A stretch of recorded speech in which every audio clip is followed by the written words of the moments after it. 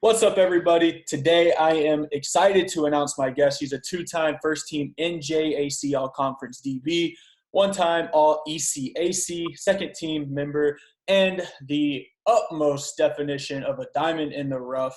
My guy, Isiah Mitchell. How's it going? Doing well in yourself, man. How you doing? I'm blessed. I'm blessed. So, my guy, you are from Middletown, Delaware. Tell us a Yeah. little bit about Middletown and what makes it so unique. Okay, so a lot of backstory on me here. Originally from Amityville, New York. If Okay. familiar with the Amityville horror, that's where I'm from. It's a true story in case you're wondering. But Middletown. I'd like to say, like I said, Amityville raised me, and and Middletown molded me. I've always told everyone I met that. I mean, the community is the definition of just a built tight community, and that's starts with the football team and the school in general. Academics with that being first. And just I've never seen anything like it. When they say, on Friday nights when the town closes and everybody's at the football game, that's literally the truth. Yeah. I was a superstar in high school, with little kids coming up to me, and that made it easier to transition into college on how you're supposed to, portray yourself as an individual, as a student athlete, as a person, how to mold yourself into becoming a man, in my specific, needs. But yeah, so I mean, Middletown was great. I mean, the coaching staff is amazing. I played under Coach Del Percio. He actually, went to coach in Texas. He had a dream to coach high school football in Texas, so he left after a year or two after I left.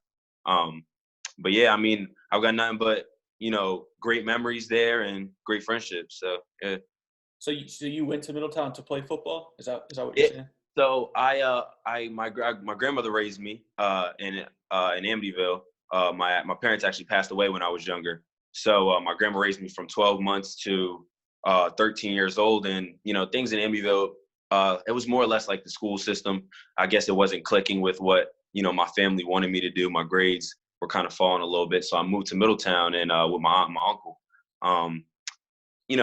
A little bit. I'd like to say that it was luck, but yeah, a little bit it was for football for me too as well. I realized that I was going to be playing with Chris Godwin and Darius Wade, which are just two big names to I don't want to not shout out everybody else, because the 2012 team was the greatest team that ever played in Delaware. I arguably in Middletown history, not just in Middletown but in Delaware history. So yeah, partially was for football. Yeah, I got a little bit of a similar story too. Like, I've been around the country. Like, I lived with my grandma in Georgia for a little bit, moved up to Seattle with my aunt and uncle, came back here, lived with my mom. So I've been around a little bit too. Yeah. So Yeah. I feel you there. We can relate there. But what was your recruiting process like? And are you happy you ended up at Wesley? Okay, so my recruiting process honestly was a little tough. I'd say a lot of things were last minute. I got kind of lucky too.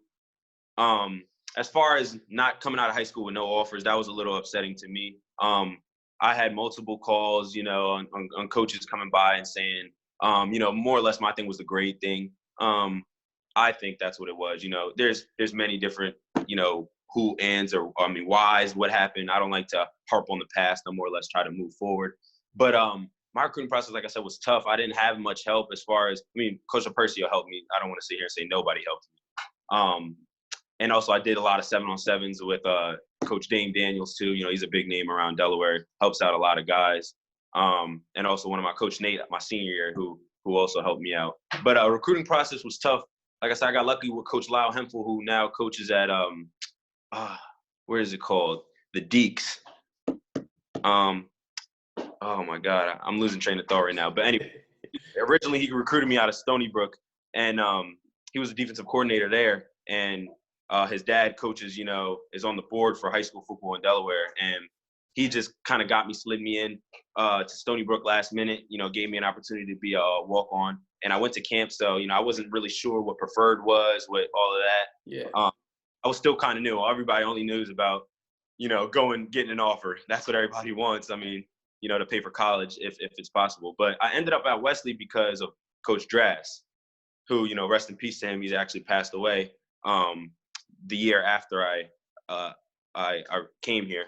But I chose even though I was speaking to Coach Lyle Hempel, and after I was recruited there, I spent the year at Stony Brook.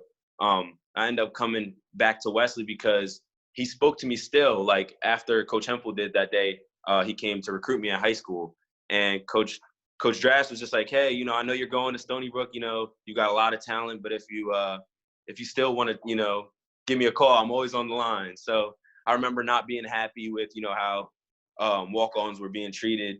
I mean, people are like to say, you know, you stay the course. Sometimes you get the end result you want, sometimes you don't.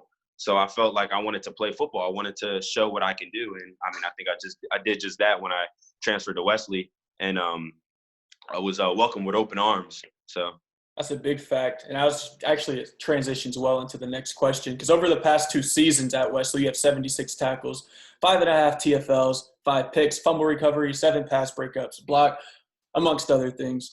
You looking forward to building off those numbers for your senior year? Yeah, for sure. I mean, my biggest thing, my sophomore year was a jump, you know, from well, actually, it was hard for me because I redshirted at Stony Brook, you know, so that was a year of football I missed out on, you know, biting at the chops trying to play. Come sophomore year, I transferred. It was I basically started as a freshman again at Wesley, and that was hard because it was a new system. I came literally the day before camp ended, or the day before our first scrimmage. And like I'd say roughly 3 to 4 days because I played in the scrimmage. So it was a certain amount of practices you're allowed to have. So I did have practices to be able to pad up. And it was tough, but it definitely – I didn't get to play as much my freshman year. Oh, sorry about that. You're good. I didn't get to play as much my freshman year. So, my redshirt freshman year. So that was another thing that was tough, you know, and welcoming to like humbling myself on the college atmosphere, you know, understanding, look, this is college. These kids, these men are here to play, you know, and there's no crying about it. You got to work or you get left behind. So, I mean, that was my big thing. Just, you know, got to work in, and that's what I did. Come the next year, I actually got a starting position, you know, playing next to a great safety who got me most of my picks. And I went into my junior with a lot of pressure on myself. Like, oh, I need to break a record or I need to keep going. Like, no one's going to find me if I don't get picks. So I can, you know, I'm a ball hawk or PBU, so on and so forth. So I guess that kind of led me have a lot of pressure this season. I didn't get any picks, so kind of backfired on me. I mean, it's all good. I think coaches just like overall just the physical, you know, nature of a corner. I think they would much rather see a corner who goes out there and just hits someone like you do, you know, rather than necessarily a guy who gets a lot of picks. You know, like 3 of the first round corners this year, or like top 2 round corners of this year, only had like 3 or 4 picks, you know? So like, it's not all about picks, and like, you're a dog. So like, you're just going to ball out, do your thing, my guy.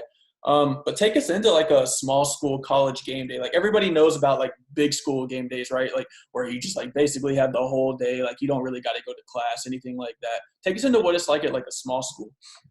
Okay. So, small school game days. Wow. I mean, I definitely say, especially being within the state I played in, it definitely feels like a Middletown South is what I call it. Like, it's like almost like home, because it's like such a tight-knit community behind a program that was created by such a great guy. You know, I mean, he's coached, he's been at the head of the helm 29 years. His best friend actually took over, Coach Nat, you know, also a great guy. But the energy from fans, you know, and people who actually know who you are and know what you go through and understand that is way different than obviously millions of people, thousands of people cheering your name on and buying your jersey, which is great too. I just feel like football at that point, football is football. You know, I bleed just like they do. So, I mean, I show up on a Saturday and get dressed, spat my cleats, you know, and Yes, sir. So at the end of the day, I've always kept that mindset. You know, you got to play me just like I cut, I bleed. You know, so that's how I see it. Facts. That's what's up. So give me 3 artists on your pregame playlist. 3 artists on my pregame. A Boogie for sure. Yes, sir. Yes, sir. So A Boogie for sure, because I mean, he just explains everything to me. So like just the way he does it, like it's he's an emotional rapper for sure. Yeah, an emotional rapper, and of course, you know, like I said before, I play with so much emotion as far as like just the obstacles I've had to overcome. You know, being my situation and stuff like that. My second artist would probably be Polo G. Okay. I definitely like Polo G. And another artist, who could be my third artist? I'd say Pop Smoke. Yeah. Okay. Yeah. Rest in Pop peace. Smoke. Rest in peace, Pop. Yes, sir. Those are some fire artists right there. That's a hell of a pregame track. I definitely also switch it around a little bit. People don't know a lot about me. I definitely don't discriminate when it comes to music because I like to consider myself an artist as myself. But I like country, rock, all that. Like, I mean, I discriminate. Yeah, like I love everything. Yeah, fire. Give me your funniest locker room moment, like maybe an experience that you can obviously say that it's just it really just stands out. Wow. I mean, obviously every football player knows what goes on, in the locker room as far as fighting and all that stuff, like each other. So besides that point, the shadow boxing that we've been doing, that a lot of people have been doing lately, like as far as like, it was more like a sports trend I saw. But yeah, like, so one day in the locker room, me and my teammates, we didn't just shadow box, but me and a friend of mine, he'll, hopefully you have him on his show in a couple years or so. I believe he's a sophomore. But me and him were doing shadow boxing to a beat. Like, I'm a clown as it is. There's many moments but this is one I remember specifically because we just had the whole locker room locked in on what we were doing. And it was a rainy day. We actually went out there first and it was lightning. So they postponed us for like 3 hours. So we're in there bored, like with all this energy warming up. And and that was just like, I'd say that kind of like just, I sat back and really watched everybody and just laughed and see how smiled on people's faces was. So that's probably one of Who's your biggest inspiration? my biggest inspiration. Wow. I mean, I that's hard for me because I take a little piece from everybody. And I know that's kind of like doing away with your question. I'll still give you an answer. Oh, no. I do the same thing, bro. Trust me. It's so hard because it's like a lot of people inspire me, even the littlest people, like they don't even know. Like, give me a list. Yeah, like exactly. Like I can be down, but I'm always happy. It's weird. Like I wake up and I won't show, like, I try not to show like how I'm like pain more or less more than happiness. I feel like there's no need to, you know what I mean? You wake up in the morning, I'm breathing. Like at least that should be, a happy moment right there as it is. But I say, yeah, I take a piece from everybody. Like I don't really have one big inspiration as far as, I mean, my friends too, like, and my daughter. I mean, when she smiles at me, it's just nothing better than that. But yeah, I'd say to this day, the most inspiration I've had was probably from my parents. I mean, just, thinking like possibly, hopefully I get to see them one day, or am I making them proud? Like I just, when I was 20, my freshman year in college, I actually received a video. I never knew how they sounded before. I received a video and it was a video of them talking. And that just like exploded my mind because it was just like we take for granted such little things like that, hearing your mother's voice or hearing your father's voice or hearing a friend's voice, and they could be gone in seconds. So that's my inspiration, just to live, really in them. So yeah, facts, bro. I am the exact same way. Like I just wake up every day, like it's just a new day, another opportunity. You know what I mean? mm-hmm.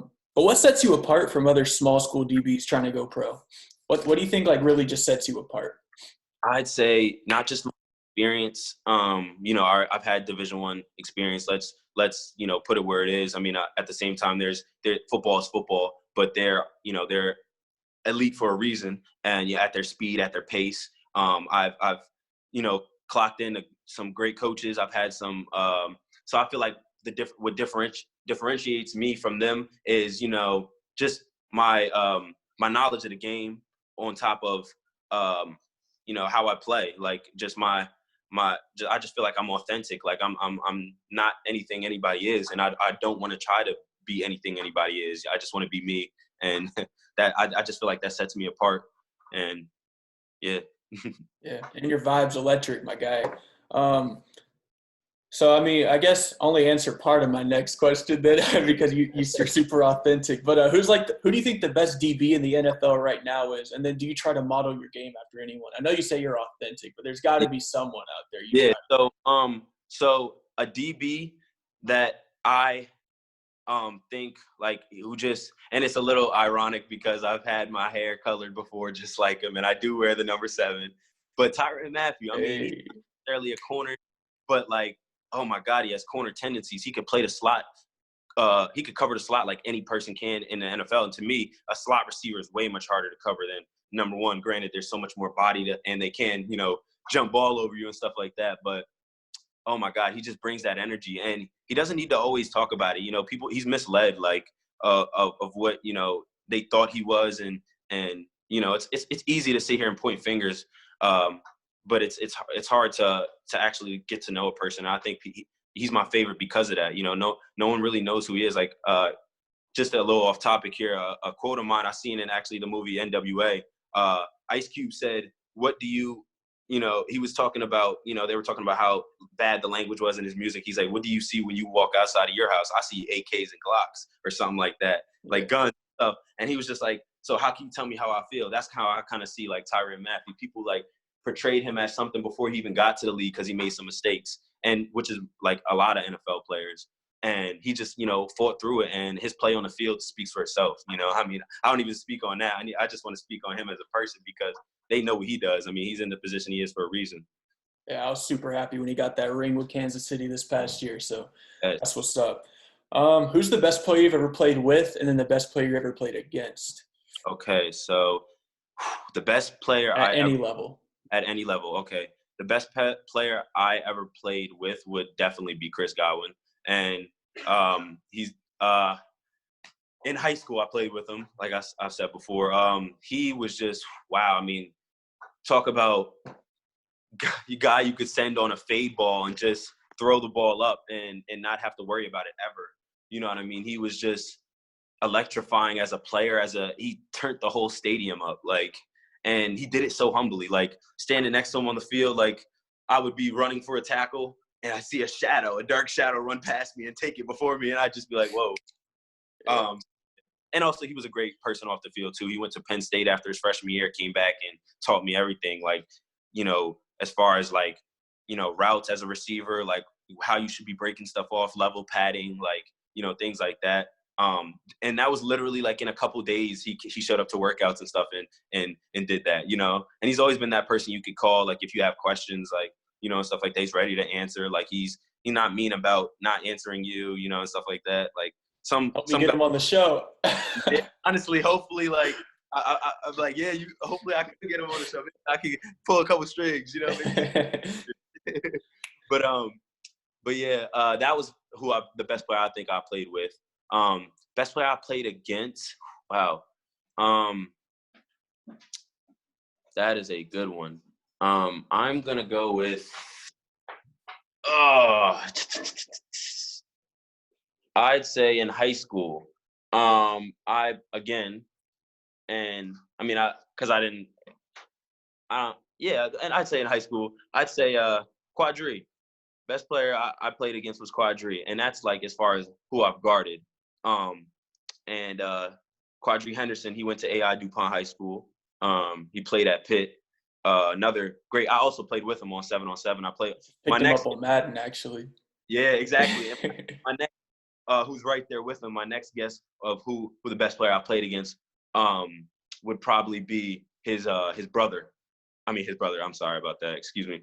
They're like brothers, but Darnell Savage. He also played with me too as well for Team 7-on-7, Team Delaware. Oh my God, I watched those Team two. stacked. Yeah, yo, we had Jesus. Kobe Reeder, you know who that is. Troy Reeder's little brother, he plays for the Rams. Yeah, that team was stacked. But yeah, Darnell Savage. Oh my God, I watched him with a hurt Achilles, or yeah, I think it was. He had something was. I couldn't remember it. Excuse me for that. But yeah, we were up in Florida. Oh my God, we were playing in Bradenton at IMG, and I watched this kid hurt, destroy. He was only playing defense, mind you. He came on offense to play running back because I think Quadri got hurt, and and this man took over. Like, he just took over. So at that point, I knew he was going somewhere. Like, so. Yeah. Jesus. Any advice to the young athletes out there?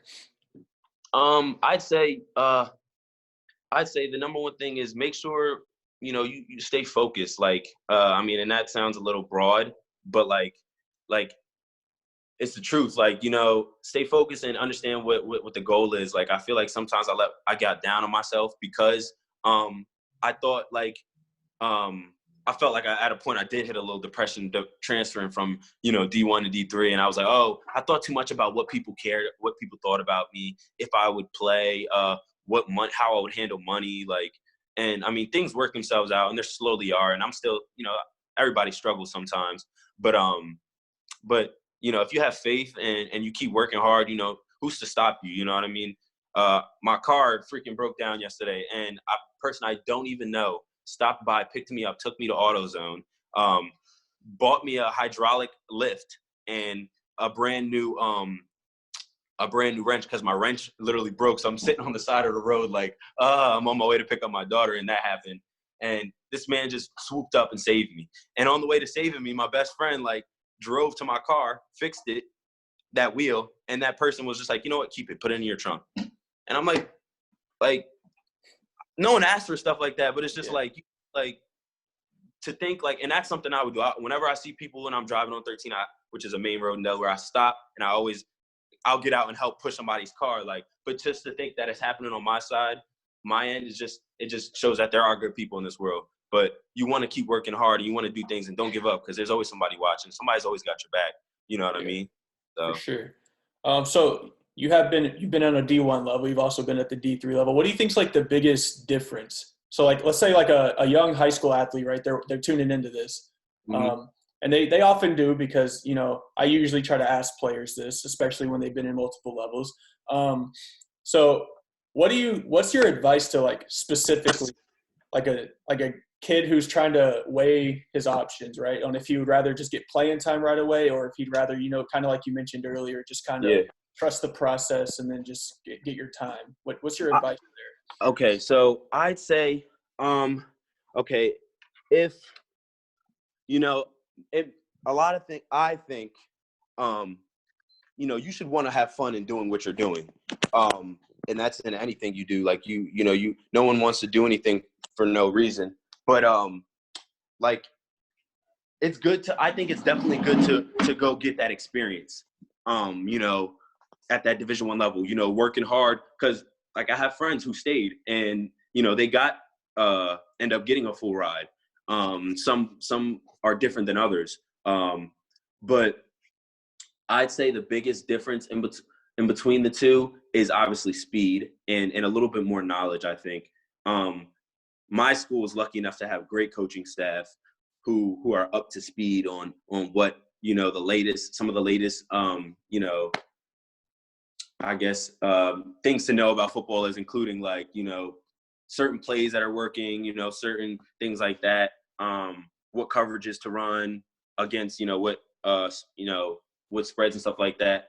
But yeah, like take a chance on yourself. I think that's more like a personal thing too, as well. Like if you think, your family, like when I was leaving high school, it was just me, as far as like, I mean, I have family, but I don't want to, throw them in the dirt or nothing. But, thinking about college, it's just me. I didn't have, mom and dad there to help me pay or help me, do this and that and the third.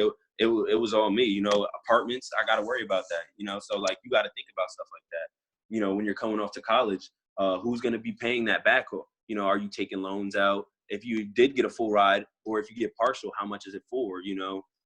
How many people are in your position to, who do you have to compete against? And that doesn't matter, obviously, because, you're all friends, you're all bros at the end of the day. But when you get on the field, it's different. Like, you gotta, and I tell that to people I practice too. Some people don't like how I am when I put on the pads, just that practice. But it's how I have to bring that energy. So you just want to keep things like that in mind. Like, where's your work ethic at? Do you have to do this alone? Are you, do you have stability? And so you almost have to get a little bit more mature in your own shoes to answer that, question with in a personal view, honestly. Yeah, for sure. So that's all I got for you today. I appreciate it. If you guys want to follow Isaiah, check him out for sure. Instagram, it's the same as Twitter, The Real Zay Mitch. Check my boy out. Big things coming senior year, baby. I'm going to be tuned in for sure. And we'll definitely have to hop on and do a follow-up. Get Chris Godwin on here too. Yeah. I'm going to hit him up, man. Maybe get him on here, man. See what he says. Do it for me. All right. I appreciate you, my guy. Have a good one.